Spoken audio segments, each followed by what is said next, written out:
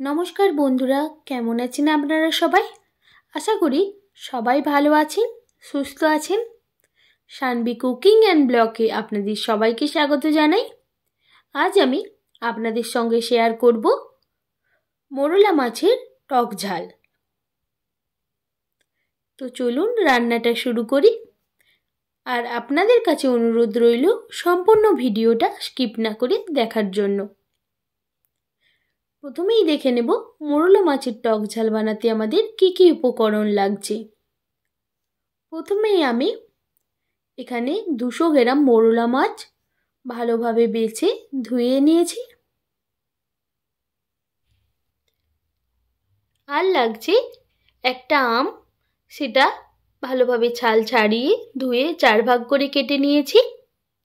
এখানে আমার পুরো আমের প্রয়োজন হয়নি, তাই আমি 4 টুকরোই নিয়েছি। আপনারা আমটা কেমন টক সেই বুঝে আম নিয়ে নেবেন। আর লাগছে কালো জিরা, সামান্য নুন, সামান্য হলুদ, সামান্য পরিমাণে লঙ্কার গুঁড়ো, আর লাগছে 1 চামচ সরষা বাটা। এরপর আমি একটা কড়াই বসিয়ে দিলাম, দিয়ে দিলাম সরিষার তেল। তেলটা ভালোভাবে কড়ার চারপাশে ঘুরিয়ে নেব, যাতে মাছটা তলা না লেগে যায়। এইভাবে তেলটা গরম হয়ে যাওয়া পর্যন্ত অপেক্ষা করব। তেলটা ভালোভাবে গরম হয়ে গেছে, তেলটা থেকে ধোঁয়া ওঠা শুরু হয়ে গেছে। এবার দিয়ে দিলাম নুন হলুদ মাখিয়ে রাখা মাছ।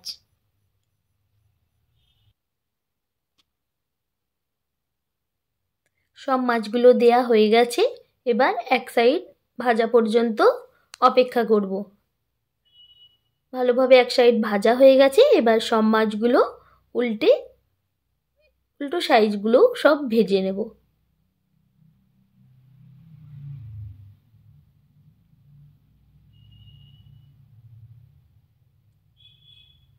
মাছগুলো ভেজে তুলে নিয়েছি। তারপর ওই তেলেই দিয়ে দিলাম সামান্য পরিমাণে কালো জিরা। কালো জিরাটা একটু নাড়াচাড়া করে নেব, যাতে কালো জিরার ফ্লেভারটা তেলের মধ্যে চলে আসে।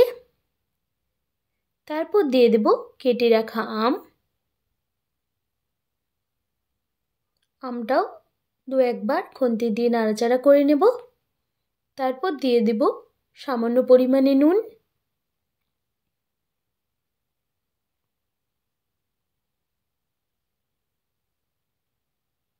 তারপর দিয়ে দিলাম হলুদ গুঁড়ো, আর দিয়ে দেব সামান্য লঙ্কার গুঁড়ো। ঝালটা আপনারা কম বেশি করে নিতে পারেন। আপনারা যেমন ঝাল খান সেই বুঝে ঝালটা দিয়ে দেবেন। এরপর হলুদ আর লঙ্কা গুঁড়োটা দিয়ে হালকা নাড়াচাড়া করে নেব, যাতে হলুদের কাঁচা গন্ধটা চলে যায়।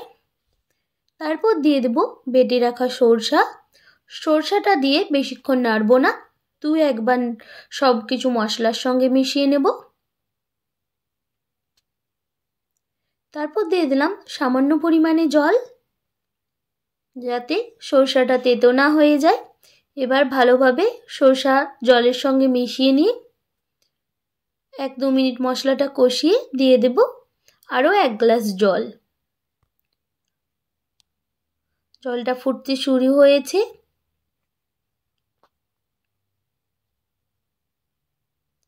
তারপর দিয়ে দেব ভেজে রাখা মাছগুলো দিয়ে ঝোলের সঙ্গে ভালোভাবে মিশিয়ে 4-5 মিনিট মতো ফুটিয়ে নেব। আর এই সময় নুনটা চেক করে নেবেন। আমার এখানে সামান্য নুন কম ছিল, তাই দিয়ে দিলাম স্বাদ মতো নুন। ফিরে আসলাম 5 মিনিট পর। ঝোলটা অনেকটাই শুকিয়ে গেছে। আপনারা কেমন গ্রেভি রাখবেন সেই বুঝে জলটা দেবেন। মাছের ঝাল রেডি হয়ে গেছে। একটা পাত্রে নামিয়ে নিয়েছি। দেখুন কত সুন্দর হয়েছে।